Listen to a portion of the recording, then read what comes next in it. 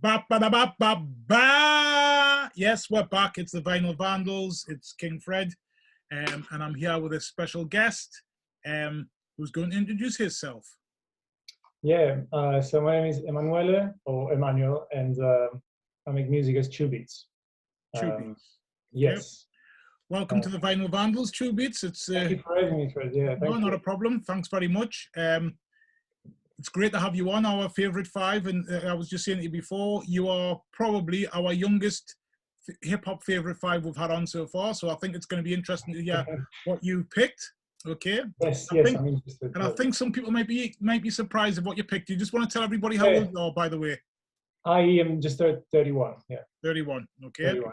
So yes, very young. Yes, I know we've had Ruben on and we've had Tanya on in the past, but they didn't do strictly hip-hop favorite five. You picked 5 hip-hop albums, yeah? So, and we're going to talk about that in a minute. So let's get started with your first choice. Let's go straight into it.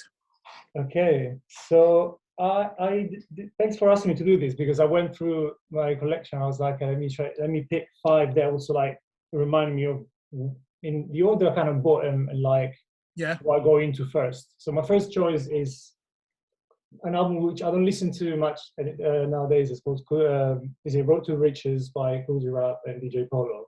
Ooh. And this is like 89 exactly. So this is something that maybe I didn't explore so much as like the music from like 80s hip hop as much, but this record somehow probably was the first record I ever bought. Before even having a record player, I knew that I was going to buy one. I was like, I love this record.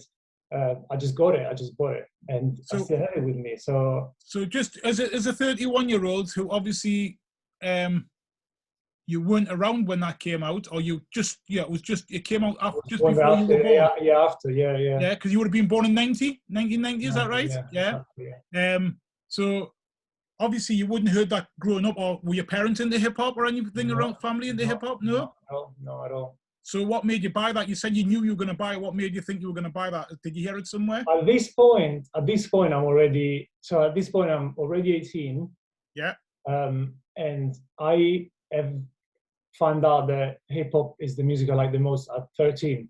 So I've already listened to all the internet music. I've listened to it. So this is just the first one that I thought at the time. I was like, oh, fuck this! I remember I like this record. I've listened to it online, YouTube either, or MP3. So I bought it, and at the time I listened to it a lot, not much anymore.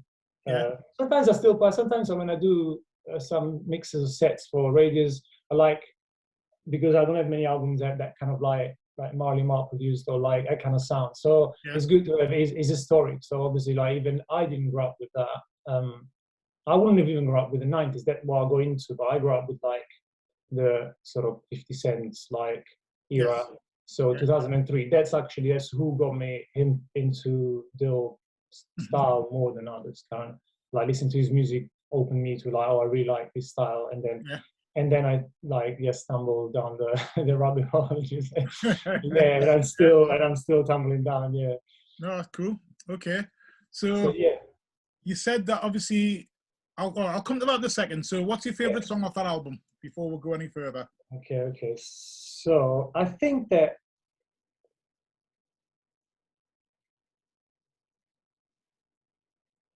I don't know. It's even though I remember playing on the recent set I did, I remember being really into the last track that maybe when I was younger I wasn't as much into, which is Poison.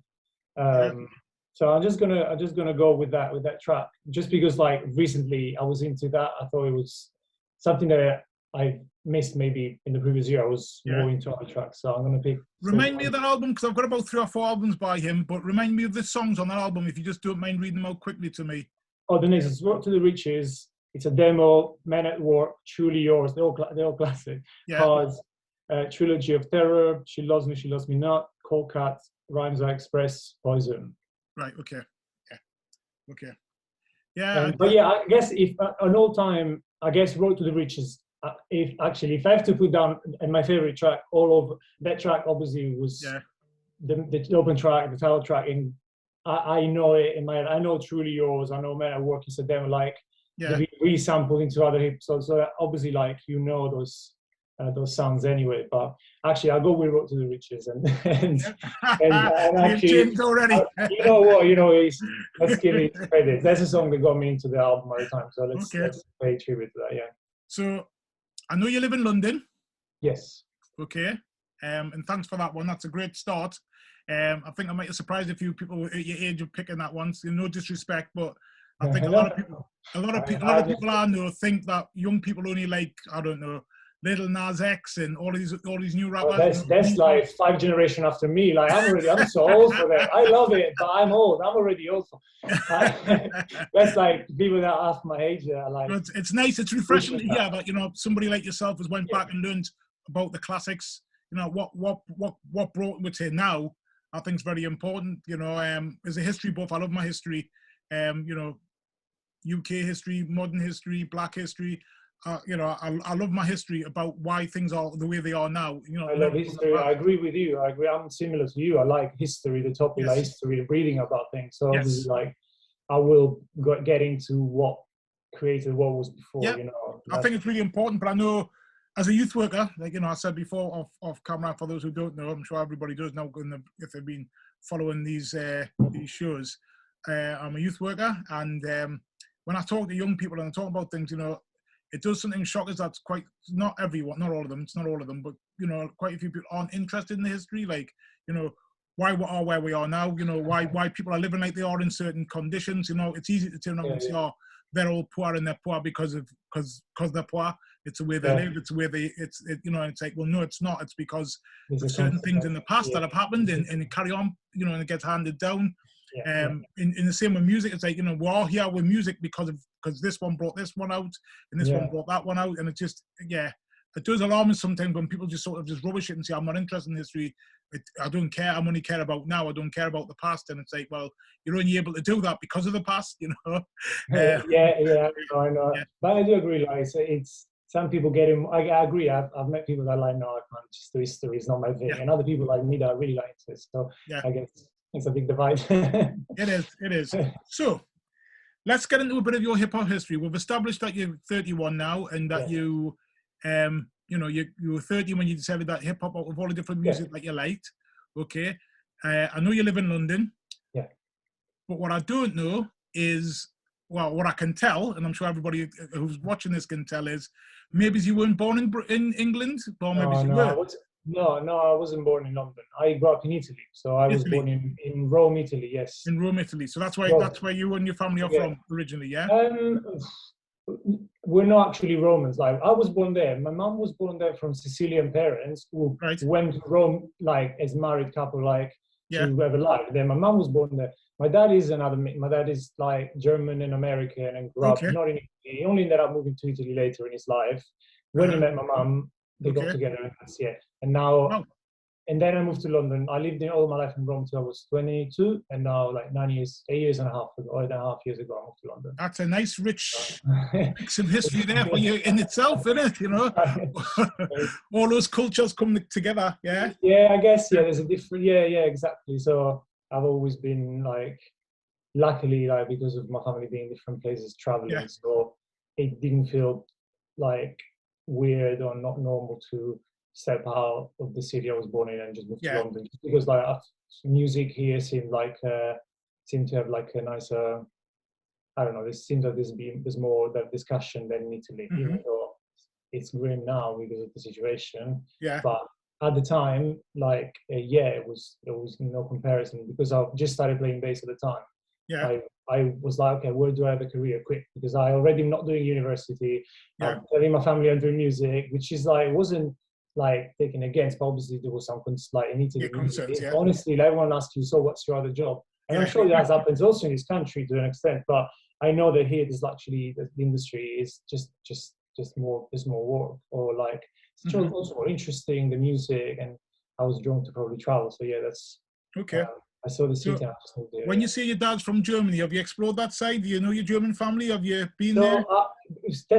I say Germany just as a fact, but he's so not in touch with his Germans, or not as much in touch with his German side, or with his American side, because he actually grew up in France. So he actually, he's actually he lives in France now, but obviously lived in Italy, so he feels Mediterranean. I think that's what he would like calling himself. But yes, I do find that I've been to Germany a lot, touring with the band a few years ago, and I realized that I do find myself at ease in Germany. Like I don't dislike the country, and I've been to all different kind of places, and so maybe the German DNA in me recognized. So it's like, yeah, this is where you're from, also. Like, because it's well. Thing I've got the reason why I'm asking is just because your musical roots there, because, you know, as far as I know anyway, you know, correct us if I'm wrong, but Germany's well known for its music as well, and it's sort of, electronic music, techno, also like krautrock, also, krautrock, all that. Okay. But shout out to a guy that I do stuff with in Newcastle called Sandy Duff, aka Mudford Blaps. He loves Germany, going there, and he does lots of DJ sets and stuff. He's got a little an affiliation with some crews out there that he goes and does music with. So, you know, he also highly of Berlin, especially, I think it is, that he goes to, but he loves going there. So he tells me a lot about the German scene, and also Ruben. You know, my nephew is he discovered it recently, like maybe just under 2 years ago, and I remember telling you, you're gonna love Berlin, man. Like, it's just like, even though London is great, you're gonna love Berlin because it's like London, but it's not London, so it's no new. He came back, and then it's been 7 times since. I don't know, even with the pandemic, he's managed to get foundations there, you know. So exactly. Nice one. Okay, thanks for that. We'll keep coming dipping in to history. But what we'll do is we'll go straight into your second album, please. Okay. So I said worldwide. This is not actually the worldwide cover. Actually, I'll zoom in. The worldwide cover is this one. Yeah. So this is the one that I got listening to, and I could never find it. I think when I who's that by? Just for those who can't see that, and just so this is the record. Sorry, DITC, which stands for Digging in the Crates Crew. Digging the Crates Crew, yeah. Digging in the Crates. Yeah. And this is the official version. Yeah. Of which has pretty much the same track list. I never looked into the history of this actually printing of this album. I just assumed that like maybe it's got released in a different label, and like at the time that's the only thing I could get my hands on. But I had pretty much all the tracks that I loved from the thing. So I was like, oh, this is my favorite album. I was like maybe 17 or 19 again, like something like that. Maybe 17, maybe a bit younger like that actually. Okay. I started buying them before I don't know why, but yeah. So and this is a crew like from New York that has so many influential, I guess, producers and MCs, or it just also has a sound that sounds like New York, and that I was probably more drawn. I liked old hip hop, but I accept that I'm more drawn to people that artists that live in New York, or that make the arts in New York. Yeah. Okay. And I guess historically that's an important place. Like, I guess, like, I don't know, maybe for many reasons I go into that sound more, and having like Diamond D, Lord Finesse, like Buckwild, like all these producers, like really good at like would flip these samples, but like Premier, like rock, but in their own like dusty way, and I always liked that. And that's why I got really into like Madlib and Villa later, because they keep the dust, where like Premier will just make a bit can be dusty or clean, and like it's just got, where I always felt like even the mixes, like the way that the verse, some of these verses were laid down, it just is maybe the mix and master didn't survive well as well. It just feels raw, which is like what I like at the end of the day. And I remember really liking this earlier for no reason, because I have no reason why I should like, but I was into this more than other, like, I don't know, like probably because the sound, and I was starting to produce, and they really influenced how I wanted my beat to sound like. Okay, you don't have to apologize for liking it. It's not. no. It's like I wonder how like this reaches this guy, but like it's just that something clicked for that particular record. Still today I listen, I'm like, this. Also because all the plays probably in my.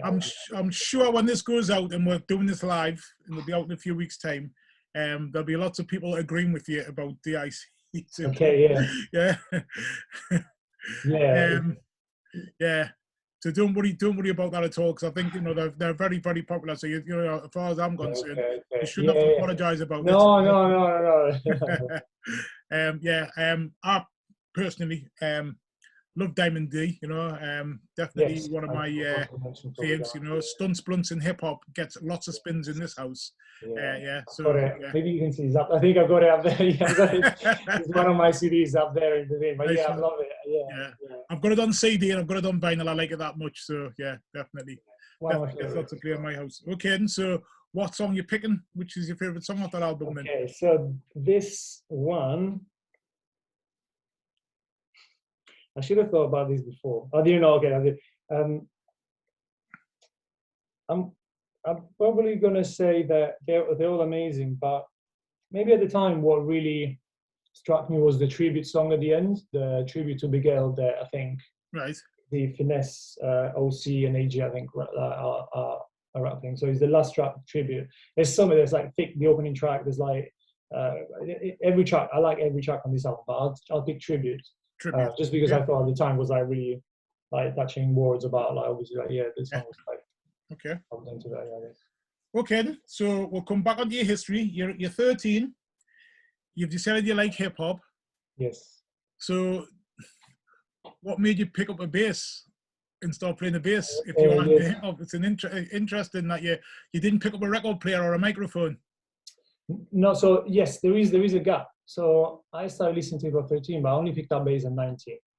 19, 20, kind of like 19 I picked it up, took it seriously throughout the year, and then at 20 I decided to do it seriously. So until then, I just was eager to just listen to a lot of like hip hop. I don't know, like going to school, realizing that also like no one else was so into this music, made me fall in love maybe more with it, and just like wanting to like listen to it more, because I felt like this music is so good. How it's like pretty much no one around me like understands or gets it, or it's not even on the radio as much. So like and then I wanted to basically start like somehow what clicked with me at the beginning was music more than the words, because I wouldn't maybe understand really the lyrics. So the music drew me in, and that's when maybe around 16 I was like, I somehow realized that you can make beats on like with a computer. And I found I'm sure somehow I downloaded either the demo version or a cracked version of FL Studio Fritto Loops 6 at the time or something. And I started making my first beats. And at this point, I was already aware that like what an MPC was and stuff. And I was like, oh, this is what I want to do. It's like somehow that was like, this is great. This is what I need to like understand how you make this music, because it seems like really fun, and it's not any of the guitar. My dad tried to teach me guitar, and he's really into like more like music from jazz to classical, blues, different stuff. Like, and this was completely different from like any type of music that I was exposed to, the making of it. So I guess throughout those years until bass, I basically started making beats, and that became my. So I started making music really early, but I never credited myself, I think, for that. I never thought I was making music. It's only when I picked the bass I thought.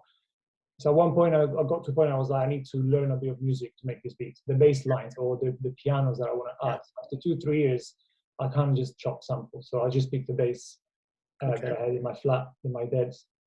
Got from a friend as like not a present, like borrowed or something. And I just started playing just to match the beats, basically to make bass lines for the beats and learn a bit about musical theory. And then I fell in love with the bass, and then I shifted my attention to the bass. We'll park the bass there a second, and we'll go back a second. So go back onto you making music. Was that just you in the bedroom making music, or were you sharing it with people? Were people rapping over it? Did you get into a band, anything like that? Crew? No. No. Just me and my flat. I am thankful to the early 2000 online community, which wasn't social media, but was either awkward chat rooms, which I don't maybe these. So MSN? Or MSN, exactly. MSN and forums. So like when I realized that there's these places where people with my same interests go online, just put a little avatar with a name and just talk about their thing. I was like, this is me. I wasn't into like going out, like I was more like into like, let me dig into this. So I just started to find out all this online. Just like interesting, getting to know people and adding on MSN from the forum, and then send each other beats. And I met a few producers that I wish I still was in touch at the time. Then they were like, I was sending beats, and they were like, "Oh yeah, this is cool. Try and change the snare." So it's like random people I met on the internet who were also like me and more experienced were kind of like helping me out. Even art, I even sent beats to artists that they were nice enough to get back and say, "Yeah, well done for doing this. Like, try and change." Like, so just random people. I would just reach out to people. Nice one. Yeah. So also in Rome, this would be when you were living in Rome still, yeah? Was there any places where you went and met people like yourself, like record shops where you hung out, or clothes shops where people dressed in like hip hop wear, or where people hung out? I wasn't aware of any of that. I was really an outsider until I turned 18, and I managed to. I could go out at night. I could drive my parents' car and go to a gig. Basically, I was allowed. I was ready to do that. So I started going to concerts, and then I started hanging out more with actual people that do hip hop. Up until then, it's me. It's just me, and all my friends listen to either whatever music or they're really into rock music. And then as soon as I start playing bass, I meet people that are into other styles like funk, jazz, and they obviously like it. But up until that point, I'm sure, like my sister was like, she was 18 in 93, and with the boyfriend, the now husband, once I went there on holiday, just show me all. So they introduced me also to like the music, but no one I would do things with. Like there wasn't like so I've kind of like your own little world. My bedroom thing, I did my own bedroom trip. Yeah. Nice one. All right then. Record 3 then, please. Okay. So we jumped to, I think 2003 probably. Yeah. And I think this is the next 3 records are all Stone's Throw, I think. So this is Quasimodo with the Unseen. Okay. Is Madlib's alter ego. And he's all produced, in fact, by Madlib. I've never heard this album before at all, so you'll have to talk us through this. It's basically like, I picked this because Madlib's probably my, it's not always been, but overall is definitely my most influential and favorite musician, producer, artist, I guess. One of the favorite artists. Like early on, probably Premier or Big Rock, Diamond D, people like that would be big influences. But the moment that I basically listened to Madlib and then fell in love with that and realized how Madlib makes his beats, and they felt way softer than maybe like some of the boom bap.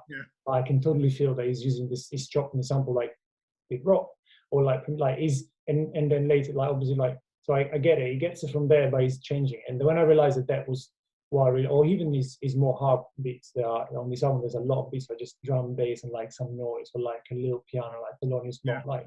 So it's like, it's minimal, it's raw, so he does like the kind of like the same like what I like the ITC, like this kind of like very raw, direct style. He does it, but it's obviously like kind of 10 years, like a few years later, and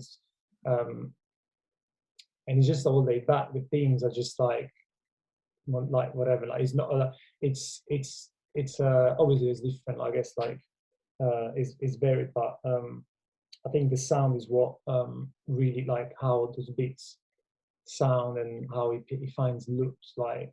And he makes them sound like I could listen to his loop for hours, and then maybe sometimes I just hear the original randomly. If I'm listening to the original record, I'm like, oh wow, I just picked up 3 seconds, and then I can see it. Like I can tell maybe sometimes I did it. So when you realize how he does it, then obviously like it becomes even more like an obsession. It's like, oh my god, yeah, like I get you. And so I think that record particularly I've been listening to for a long time. Cool. And I think the beats in that record, like just all samples, like all really like kind of hard hitting, like kind of like raw, but still beautiful sounding samples and nice. Like selections and genres they spit. Nice one. Yeah. Okay, you know what my next question is, don't you? Yes. So, favorite track. This got 21 tracks, and I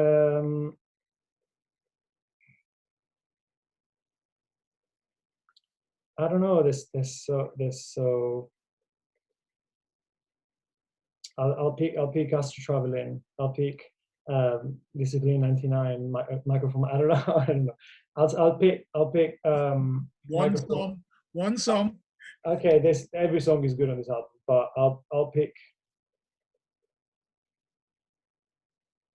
Yeah, I'll pick Microphone Mathematics. Microphone mathematics. Yeah. I think that bit is like, yeah. I just like simple. It's not even that deep. The song, like just like. I'm gonna like I always do with these shows. When people tell me something I've never heard before or I haven't discovered them enough, so I've told people before. I never really used to check for Doom much. Knew who he was, but didn't really check for him. Yeah. In this lockdown, when I've been going for my walks, I go for welfare walks as much as I can. Long walks, 2-hour, 3-hour walks. I've been listening to them. I've been getting into them because I've been obviously walking and listening to the tunes. So I'll add that on my list for my rotation on my Spotify, and I'll be listening to Madlib a bit. Oh, cool. Okay. There's so much that's out there for his music. So I'm going to try and check him out anyway. And I've got a few free things that he's on as well. You know, when like magazines, I used to get magazines, you get free. Yes. Stuff. He's on. Oh, okay. I didn't know. Oh, cool. I remember. Go back and check some of them out as well. Yeah. I will do. I will check them out anyway. You know. Yeah. It's a nice one. Thanks for that tip off, and I'll have a look. Okay. So you're playing bass. You've been making music on your computer and stuff. You've been in the MSN chat rooms in MySpace in those old school days. Exactly. Yes. What you've done is you've got on the plane and you've come to live in London with your bass on your back. To start getting into bands and stuff. Okay. And while you're there, you get into bands. Is that right? What kind of bands did you get into? So I ended up being in and eventually being part of a band for 5 years. So that was the only band I've ever been, as in like, I probably joined other bands, but my first couple of years were like join, trial, not leave and stuff. But then eventually I quite early on joined this kind of pop rock bands called Itchy Teeth. And what? Sorry? Oh, Itchy Teeth. And Itchy Teeth. Teeth. Itchy Teeth. Yeah. And then so I played mostly with them, which was my opening up to like original music and like create. I moved to London to be a session player. Yeah. To be a musician session player. And then so my goal was not to be in a band. We was more to like play with as many artists as possible, and still is, and still was throughout. I then happened to also join a band and also take dance seriously for a good 5 years, and we did a few bits of releasing records, a few tours, and so we had some fun. And then eventually I just left the group just to concentrate on doing my own music, which I only very late started like kind of like putting music out, even was I taking it too seriously. I've done it all my life, but I was just putting beats in the hard drive and kind of like, I was doing it. I'll do it regardlessly, even if I stop making art. It's just a hope. It's just like it's just a video game. I didn't have a PlayStation, so I think my dad never got me a PlayStation, so that got me hooked basically. Like I was into Fruity Loops and not other games. I think that will happen. Nice one. But yeah, good stuff. So obviously we're locked down. That's going to be a bit of a struggle for you. Then have you ventured like other people into doing stuff online, like online bands where you've been jamming with people over Zoom and stuff? Or? Well, no, not really done any. We've done maybe one live concert with my girlfriend Corinne, which you met. I think you met when we did a quiz once. Quiz, yeah. Yes. So we did a show, and I was playing like guitar and bass. I think it was like a set she was doing. But apart from that, I think there was a one-off thing. And I've luckily been able to safely meet up on a one-to-one level with like other one musician and like other producer or another musician who just like create music in a safe environment. Like luckily we couldn't do band rehearsal. I haven't done a band rehearsal. I haven't played with a band in a while.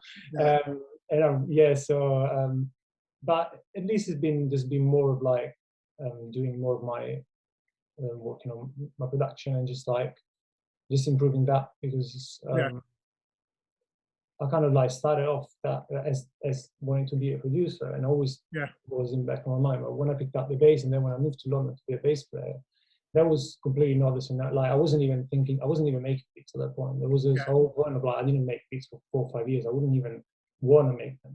Yeah. Then in London, once I was in London, I started listening to certain records again, and I was like, I fell in love with it over again. So yeah. Okay. and so now this lockdown to reply was nice to just like even more time to like just work on that and improve my productions and like just learn a bit of piano, keys, guitar, stuff like that. More time. You get frustrated not being playing live though? Do you like playing live? Do you like the feel of playing live when there's a crowd there and you? Yeah? Yes. I love it, and also I've done it so extensively in the last 10 years. Yeah. To the extent that I would even dream, because I only started playing bass at 20, thinking, oh, Right. I didn't think, and then I took it seriously, and then I've played a lot of gigs here, so I'm not desperate to play a gig. As in, like, I can't wait to play, and I can't wait to also work again with music, which I don't expect to be anytime soon. Yeah. But I am not like, I feel like I've had my shares of like playing live, as in like, not I'm gonna stop. I'm gonna be happy to do it, but yes, I'm not so desperate luckily about that. Thank you for that. Record 4. Record 4. Okay, so here once again we go. Oh no, actually, okay. So here we jump to Jay Dilla's Donuts. Okay, right. That makes sense. That makes a lot of sense. Yeah. Okay. And you're gonna ask me the question. I already don't know what to say, but yeah, we'll come to that in a second. But at the moment, we'll just talk about what it is about Jay Dilla. I think you've already sort of told me through other themes there that we've been talking about. But what is it about Jay Dilla that you like so much? Again, like just like I guess like the beats itself, like they just speak to you. They just some of the beats he made for the Far Side or for Tribal Quest or for his own beats. It's just like he sounds like him, and the beat speaks to you. Like I don't know. It's weird. I'm saying something that is not scientific, but it's just like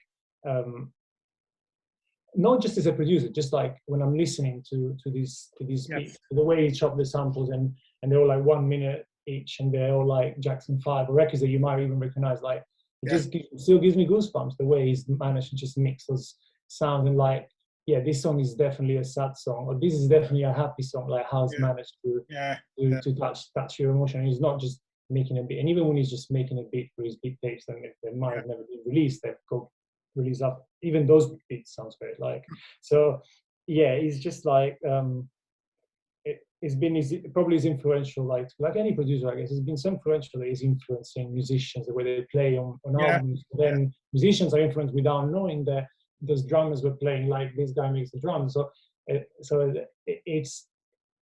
so important for I guess for hip hop and for my opinion. When I discovered this record, I was blown away, and with the years I think also there's a more obviously look at records and look at the back of them and stuff, and you realize how many you've just mentioned some of the people there, but how many people he's produced for. You know, he's produced for truckloads of rappers, hasn't he? No, exactly. From his own group, Rhymes to Common, Erykah Badu. It's just what we like. It was just luckily it says so much music that is put out. And it's for so many people he's worked with when he was alive. There's a bit of a debate, though, isn't there? There's a bit of debate about how he's still got apparently a lot of beats that haven't been released, but there's some people are trying to keep a hold of them because they don't want to just go to any rapper to spoil them and stuff like that. Yeah, I know. So, he's made so many. Like you can just see this obviously like when you see the big musicians on their guitar and they excel, and you're like, this person just like it's out of this world, and he was that for producers. For the MPC was his guitar, or I guess it's been said before, but I don't know to what extent you can compare. But Unbeatable is crazy. And to be able to bring out, and I know other producers have, but to bring an album out like that's so influential. I remember I never really heard of it before until my friend shouted out to him, Dom P. He was talking about it because he was trying to do an album and make it because he's from Newcastle, so he did one called Pasties. Okay. As opposed to Donuts. And he was telling us all about it and told me to go and check it out. And I checked it out and I was like, oh, wow. Because I didn't really know much about, obviously, the album Donuts. Because he's a producer. He's a rapper, but he's a producer as well, Dom. Produces for a lot of people, and he's a musician, plays instruments as well. And just, I was just like, whoa. And then I obviously started looking into one more and realizing the amount of people that he's produced for. And I'm like, oh, I didn't know he produced that song. I didn't know he produced that one. And different types of music, like what you've just said, Busta Rhymes to Tribe Do you know what I mean? Like far sight, you know, massive, Yeah. massive gulps of different types of styles of rappers, but still, you know, the common denominator is him. You It's know. him, and they sound like his beats. Like you can Yeah. tell it's Yeah. like after a while you can just So yeah, no, it's mind blowing. So and that particular album is just so beautifully put. Like even if I can play this to people that have not listened to it, and they're not going to be like, oh, this is repetitive, or I don't like it. They're just going to be pleased because it's like it's just little gems that is just put there. Like it's just a master of his craft. Like crazy. Definitely. So you know my next question. Yes. There's no getting away from it. Okay. So I am gonna pick.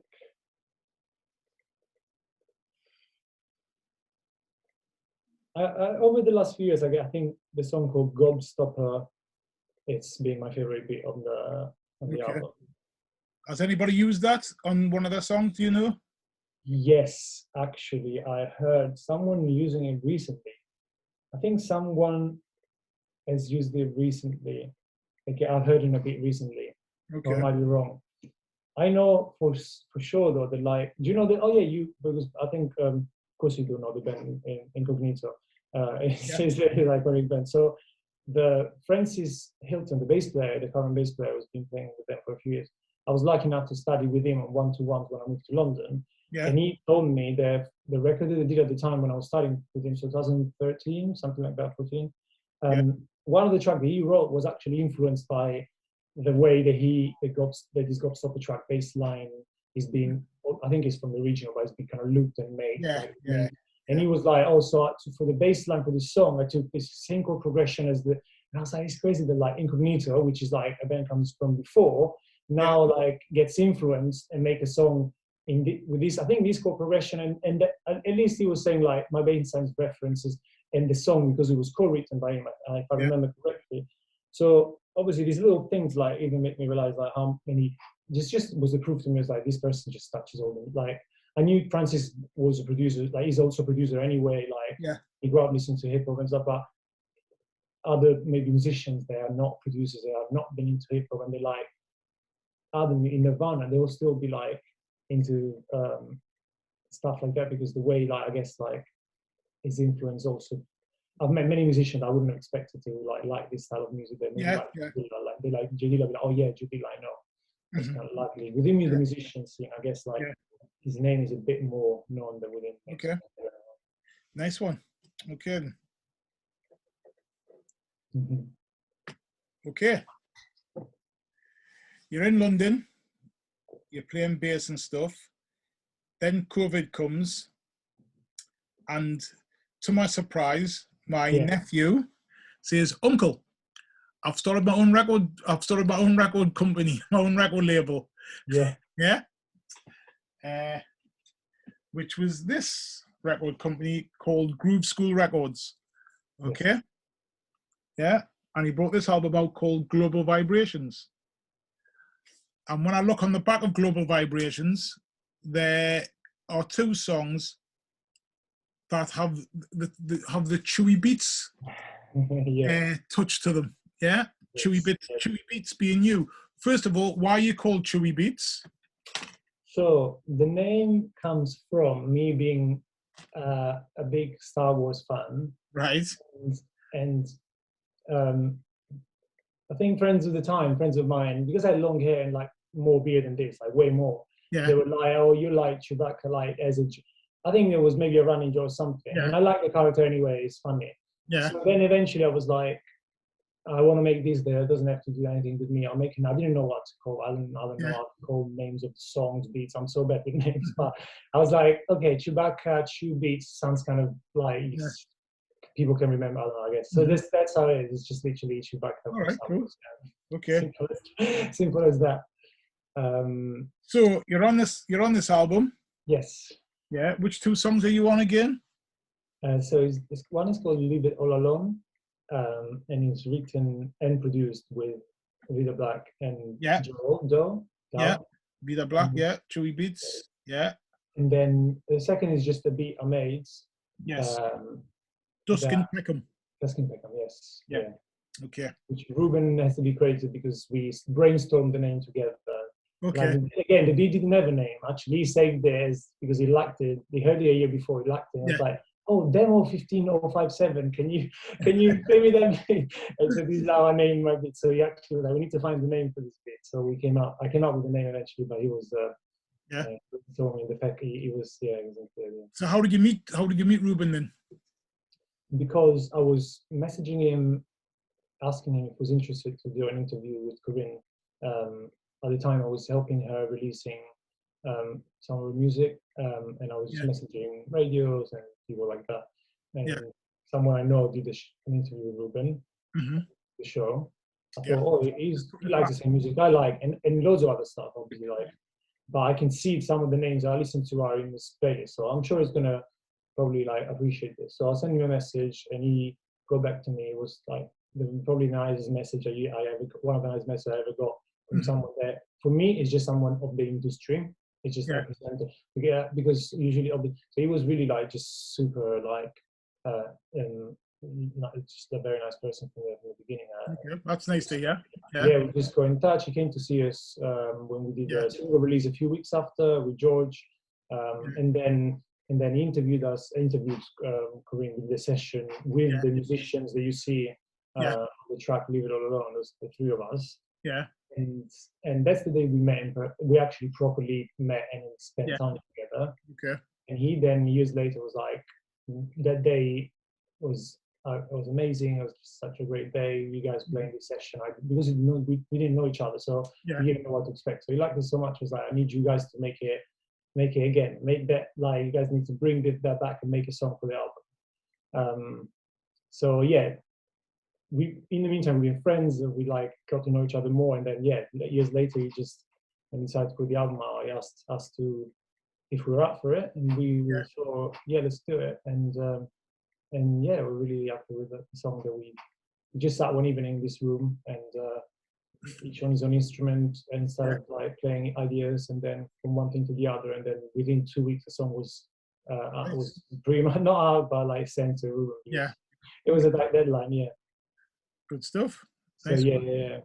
Okay.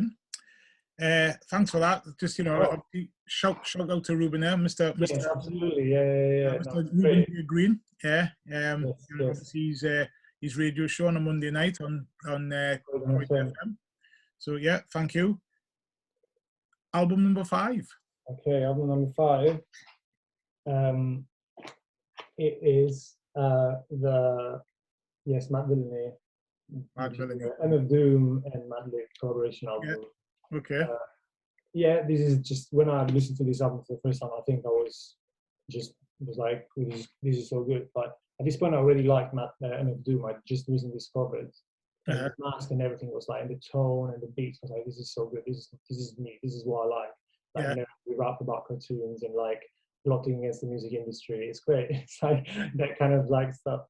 And when I listened to this album, I just thought it was just probably my favorite, and still is today when I listen to it. And attached throughout the years, And then I saw one of your pictures. I can't remember, on one of your social media. You've got the King Ghidorah. Is that right? Yes, exactly. Yeah, correct.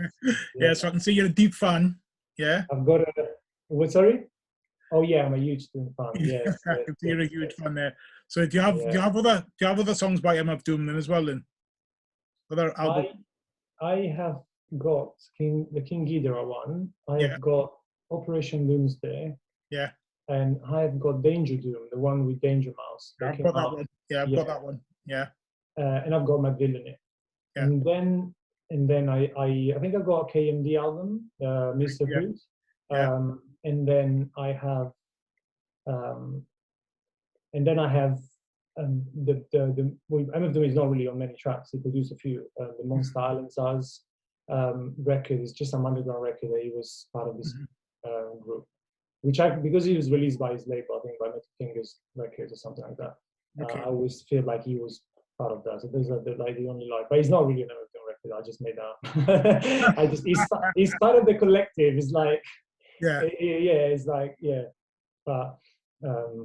That album, Mad Villainy. I've got a few Mad Villainy, That was. What's so good to you about Mad Villainy? I think it just felt I kept listening to in the years. First of all, at the beginning I would listen to Operation Dooms all the time, or other records. Later on, I found that I could listen to Madlib as easily, maybe, when I was listening to other music styles. Maybe I was in the band and not listening to it, rather than a 24 track or 19 track, 4 minutes per track Operation Doomsday. This is an album that lasts 45 minutes, and I think for the first time at the time, which was 2007, I was like, well, this guy doesn't do choruses. This guy just like, and also on his records as well, on also his records, if that's the same. But it's even, because the verses here are even shorter like that, the songs are 2 minutes, and it's just to the point. It's just like, and I don't know, like the beats that Madlib provided him with. I guess like Doom was the first to actually probably to go and pick some of the early Madlib, because those beats are just amazing. Like they're just anything that Madlib touches, to be honest, like it's another genius. But I think the combination of like my favorite rap all the time and the one that would have been my favorite producer. And overall, over the years, realizing that yes, they are still like among my favorite artists, and Madlib stayed also because the musician influence that he's had over me might be bigger in a way than what the Doom had. Maybe Doom had it when I play MPC, but Madlib influences me in how to play the bass. I change the way I play a bass line on a hip hop song because how Madlib plays the bass lines. So things like that. Like, so it's so influential to me, and I still listen to it and don't feel like nice. It's old. So what's my next question? Well, probably my favorite song on the album is called Great Day. That's probably like the one that throughout the years has always been my favorite.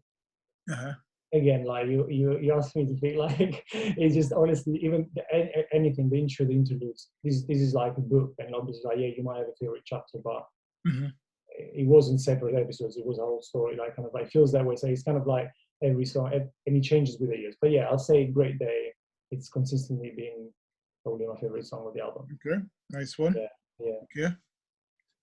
So we're coming to the end now. Just got a couple more little sort of questions. It's been really interesting. I've loved it. It just shows you can't judge a book by a cover. I'm looking at you. I'll definitely walk by you in the street and probably not even dream. Not just that you like rap music or hip hop, but that you're deep into it, and you're obviously you know your stuff. And it's not it's nothing. I keep saying this to people. I don't like a lot of the modern stuff, but it's not for me to say whether like if the young ones want to listen to it, then they want to listen to it. Do you check any of the modern stuff out?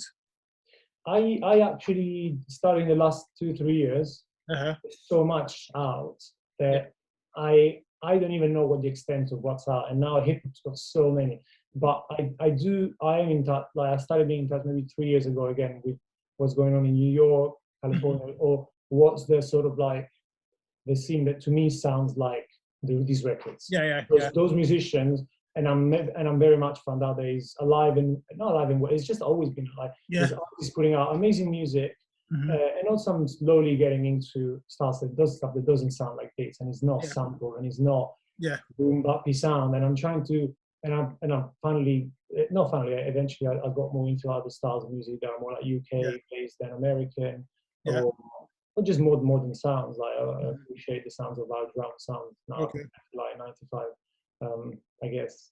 So I'm always I like the new stuff, and I think there's like a lot of good young people that obviously I guess is so different from what not before that. I understand. Can you name any of them that a couple that you would say modern? It's there's many. One that stands out that got me into this whole sort of like listening to what's going on right now. It's one that's called Mike, and he lives in New York. I think he's from New York, and so he makes his own beats. He raps. So again, to me it's the same procedure that Madlib or Doom do. Like you make a beat, you rap on it, that's it, and he doesn't like it, and he's to the point. So to me, he's the closest thing to my musical, like the people I look up to, who's making music right now who I wasn't aware of. Then obviously I go into that, or I go into all the artists I've seen in the scene, and then things like internet. If you lose a bit of time, like on either Spotify or through what artists recommend on social media, as I do that a lot.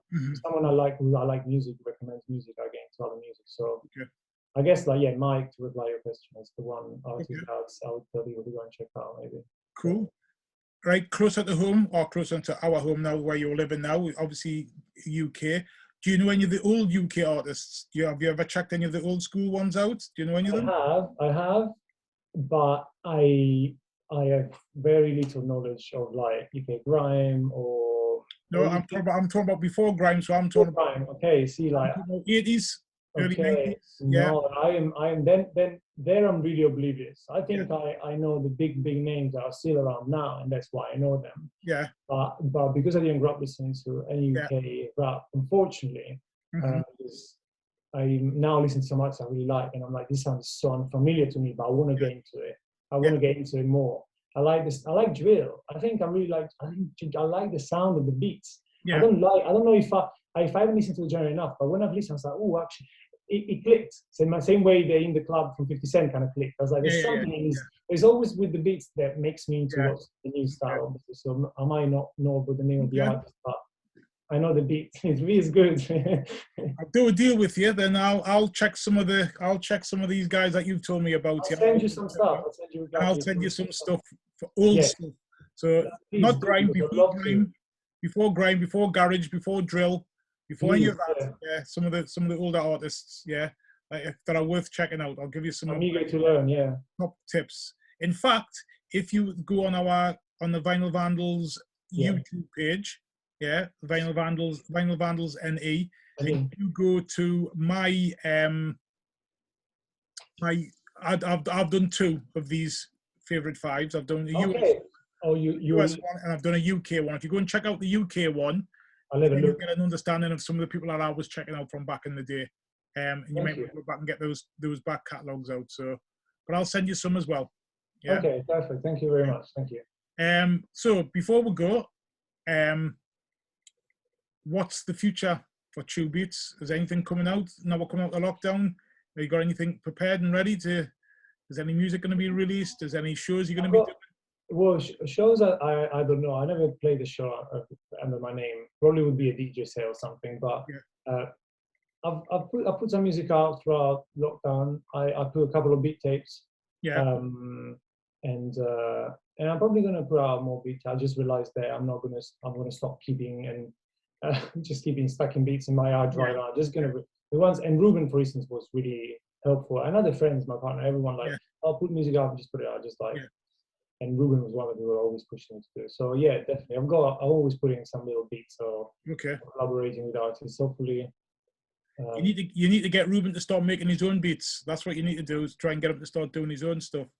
Yeah. Well, we did it a couple of times together. I was maybe directing the computer controls, but we were kind of producing together when we went to Berlin, and once a couple of times here. He knows what to do. He just doesn't figure out the program yet. Yeah. Okay. Well, that's good to hear. I think he's got it there. He just needs. I think he's got it. No, he's got it. He's got it exactly. Yeah. Okay. Whenever he does it, he knows. Nice one. He's got musical. Yeah. He's got a musical family. Yeah. Okay. Like is the way now. I don't know if you've ever watched Blue Peter before, but Blue Peter, the children's show. You ever seen it before? You heard of it? I'm not sure. Blue Peter. Well, okay. Yeah. On there, if you appear on that show, you get a badge. Okay. Now, if you appear on Favorite 5, you get a badge. So the badge that we're giving out is the Favorite 5 badge. If you just message me your address, I will send you one of these badges. Thank you. I will send you. Wear it with pride. Promise that you'll take a photograph of you wearing it, or they're on your coat, on your jumper, or on your hat, and send us a selfie with you wearing it. Yeah, and we'll get it up in the gallery. Okay. Absolutely. Thank you so much. I appreciate it. Yeah, I'll wear it with pride. Appreciate it. It's the least we can do. You've given us our time for free, which is nice. Oh, thank you for having me and the conversation. Is it? Emmanuel, Chewbeats. Have you got any last words before we go? No, just want to thank you. Thank you for having this lovely chat, and it's nice to talk about hip-hop with someone. As you find out, I haven't talked about hip-hop with many people in my life, so it's fun to do it. It's fun to do it. It's nice. No, thank you for giving us the time. We are the Vinyl Vandals. Okay, we are King Fred, John, Julie, and Riddler. You can check out DJ Riddler every Monday night on his new time slot on Method Radio from 7 till 9 o'clock. Please remember to tune in. Obviously, remember these are on every Friday at 8 o'clock on our YouTube channel, which is, which obviously if you're watching this, you'll know what it is, but I'm going to say it again anyway, which is Vinyl Vandals NE. Thanks for watching. It's been a blast.